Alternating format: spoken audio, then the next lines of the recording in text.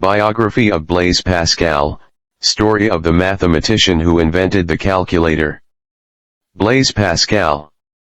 Profile and biography of Blaise Pascal.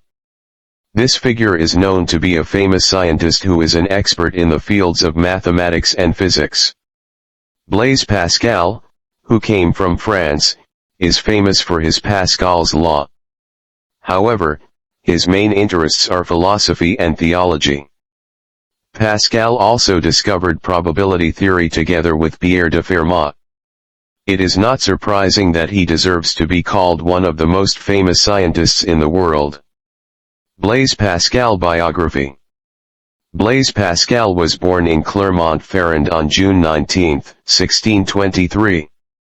His father was Etienne Pascal, a royal advisor who was later appointed as president of the Court of Aids organization in the city of Clermont.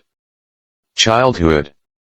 His mother Antoniette died when he was 3 years old, leaving him and his two sisters, Gilberte and Jacqueline.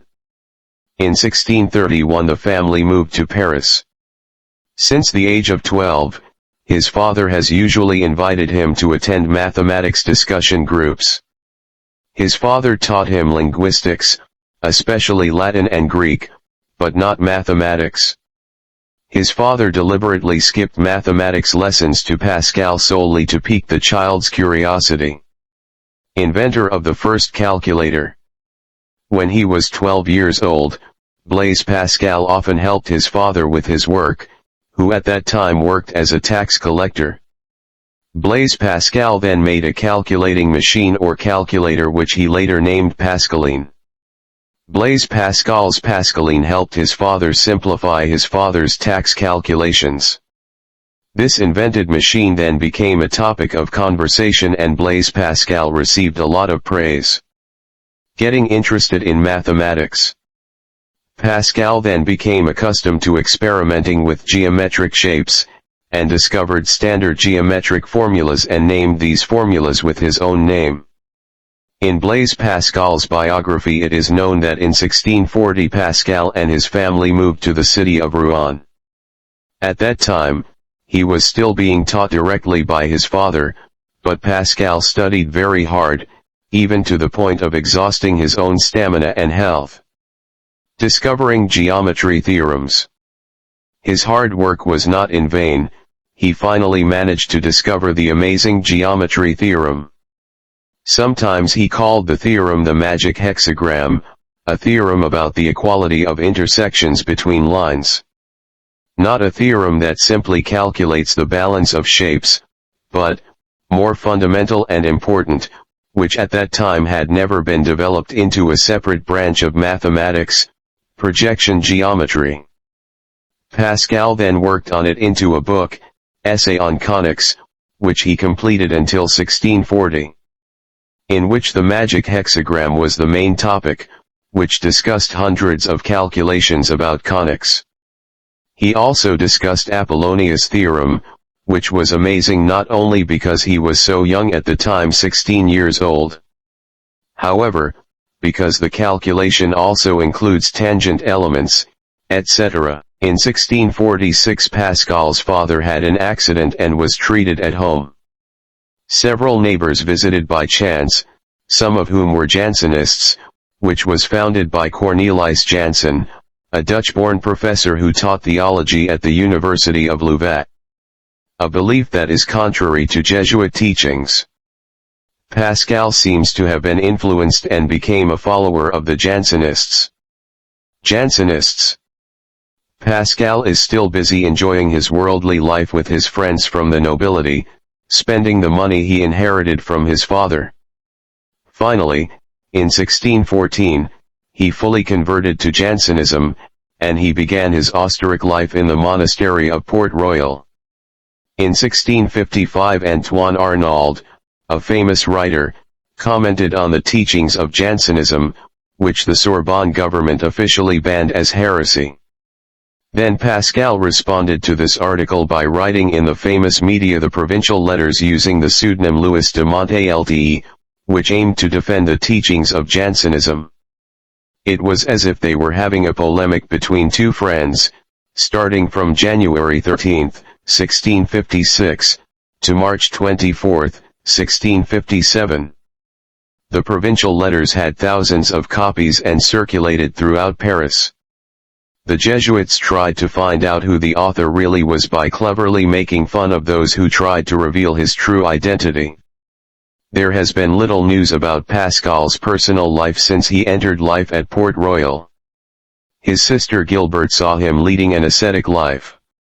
This made him very opposed to the teachings of the Jesuits. His sister, Jacqueline, also intended to enter the Jansenist monastery in Port Royal. Pascal's father, Etienne Pascal, did not like this. She then took her family to Paris, but after her father died in 1651, Jacqueline joined the Port Royal convent. Death of Blaise Pascal. Pascal, apart from not really liking seeing his younger sister busy with her children, was also annoyed with her talking only about women's affairs. Starting in 1658, his suffering from headaches increased, and he finally died on August 19, 1662. When Pascal died, he left behind an unfinished work on theology, the Pensées, an apology of Christianity, so that it was only published 8 years later by the Port Royal Monastery in an incomplete and unclear form. A more authentic published version was first published in 1844. It examines the great problem of Christian thought, regarding beliefs that conflict with cause, free will, and foreknowledge. In the Biography of Blaise Pascal, it is known that he explains the contradictions and moral problems of life, the doctrine of the fall, expulsion from heaven, which is the basis of belief and the basis of justification for the doctrine of the redemption. The Pensées, in contrast to the provincial letters, were written directly by the author, in a writing style which of course did not match his greatness as a famous writer. The letters, however, have placed Pascal in literary history alongside the great French writers. The Pensées feels as if it was written by someone else, who doesn't seem to care too much about religion. However, despite the differences between the two, each is still an important book in the history of religious thought. The works of Blaise Pascal.